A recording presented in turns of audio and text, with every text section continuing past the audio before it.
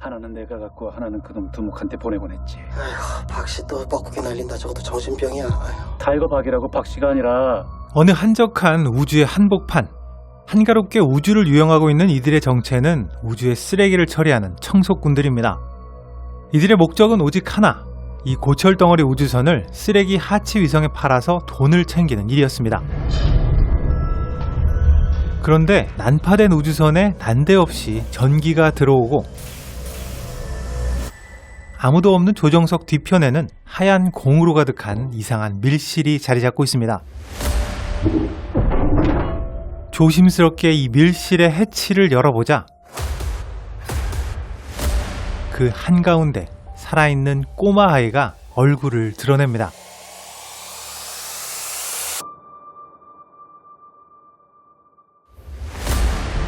뜬금없이 우주 고아를 맡게 된 쓰레기 처리선 승리호의 선원들. 찾아주면 부모가 사례금 좀 주지 않냐? 부모에게 아이를 찾아주고 사례금이라고 받아보려고 했건만 집 없는데요? 아이는 말 그대로 우주 고아였습니다. 그러다가 우연히 보게 된 뉴스 속보. This is what the weaponized robot looks like. The interface masks a deadly weapon. 이 아이는 사람이 아니라 테러를 위해 만들어진 고성능 수소폭탄 안드로이드였습니다.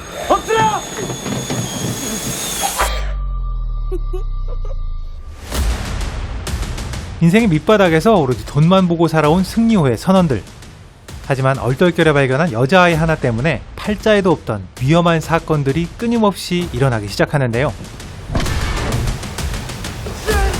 한국이 만들고 전 세계가 시청하는 넷플릭스 1위 영화 승리호입니다. 밟아.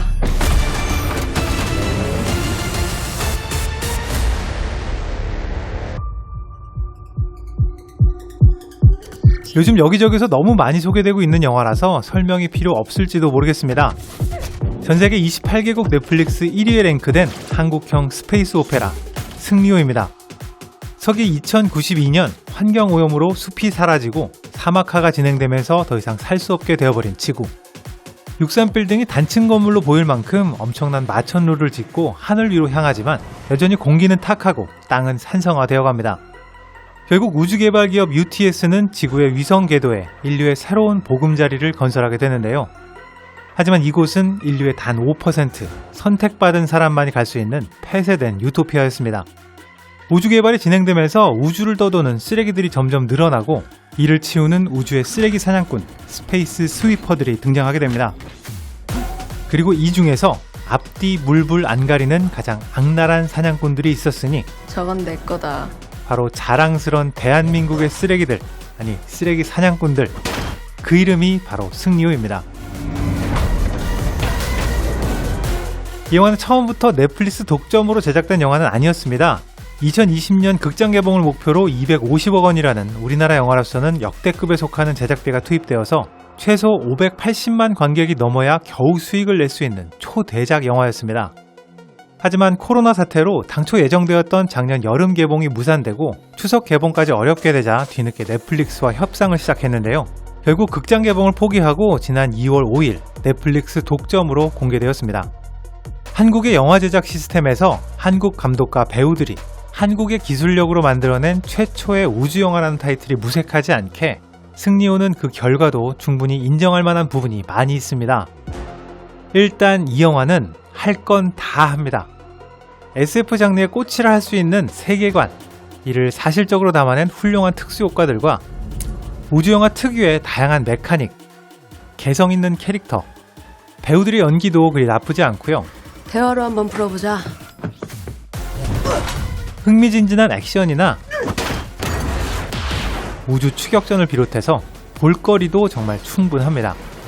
이번 영상에서는 승리호의 장점 하나, 아쉬운 점 하나만 소개해드리려고 하는데요. 일단 이 영화 최고의 장점은 인상적인 컴퓨터 그래픽과 특수효과입니다. 아마도 이 영화는 최초의 한국형 우주영화라는 타이틀 때문에 한국형 판타지의 시초였던 신과 함께와 비교될 수도 있겠는데요.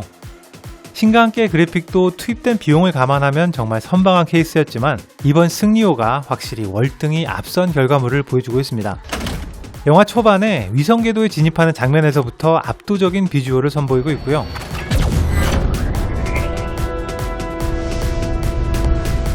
우주와 미래를 바탕으로 한 다양한 메카닉들이 거의 이질감 없이 잘 표현되고 있습니다. 단지 컴퓨터 그래픽 자체만이 아니라 이를 담아내는 구도와 동선에서도 상당히 고민한 흔적이 역력합니다.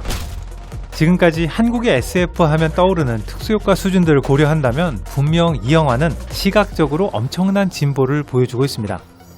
이 영화에 투입된 제작비 250억 원은 미화로 환산하면 2천만 불이 조금 넘습니다. 2천만 불이면 헐리우드에서 블록버스터와는 거리가 먼 드라마 장르나 심하게는 독립영화 수준의 제작비를 할 수 있는데요.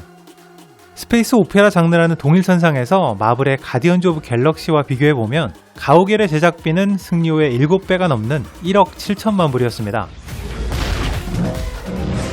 물론 두 영화를 같은 조건에서 비교한다는 게 무리가 있을지도 모르겠지만 비용 대비 효용이라는 측면에서 승리호의 특수효과는 가히 최고 수준이라 할 수 있습니다.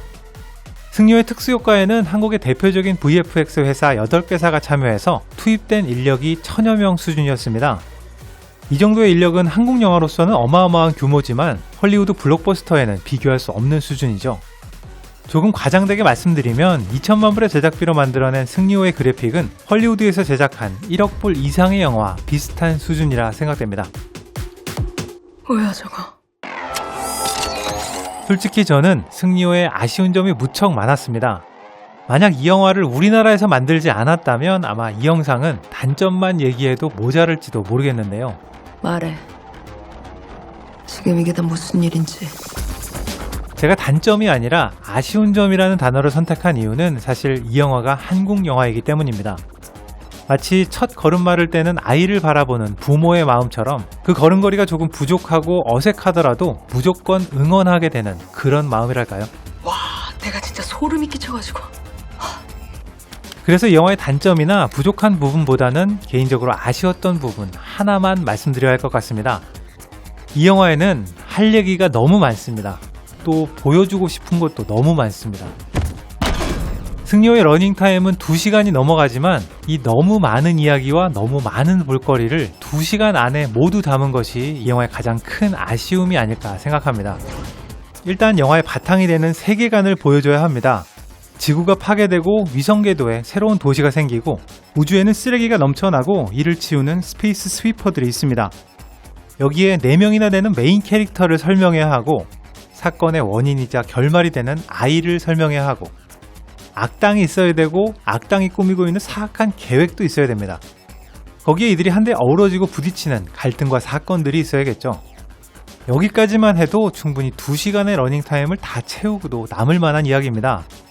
그런데 여기에 각 캐릭터들의 숨겨진 과거가 있습니다. 악당의 과거도 있습니다. 수소폭탄으로 알려진 여자아이의 과거도 있습니다. 여기에 심지어 이 모든 캐릭터의 과거들이 다 연결되어 있습니다.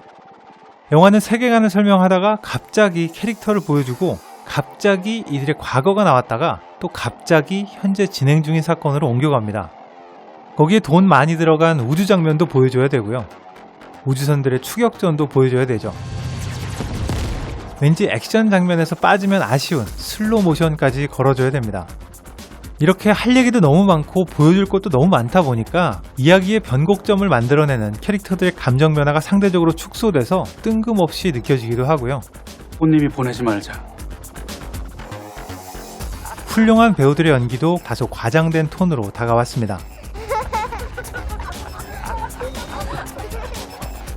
개인적인 생각으로 이 영화의 이야기는 최소 2편으로 만들었어야 하는 이야기였습니다.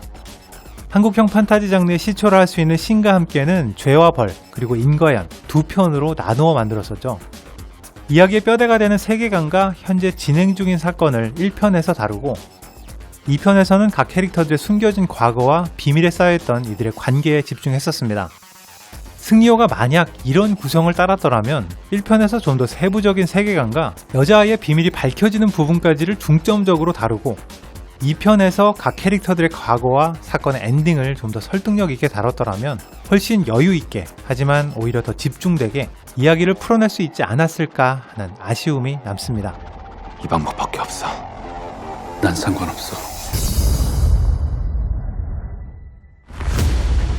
수소폭탄인 줄 알았던 아이는 아무도 모르게 신비한 능력을 나타내기 시작하고 인류의 새로운 보금자리를 만들고 있는 우주개발회사 UTS는 승리호의 선원들과 아이를 찾기 위해 기동대에게 무차별 사살 명령까지 내립니다. 그리고 이 모든 일에 지구의 미래가 달린 엄청난 비밀이 숨겨져 있다는 것이 밝혀지면서 승리호의 선원들은 난데없이 지구를 구할 마지막 한탕을 준비하기 시작합니다. 슬슬 마무리하자. 쓰레기 처리하려고 우주에 갔다가 졸지에 지구를 구하게 되는 스페이스 액션 활극 승리호입니다.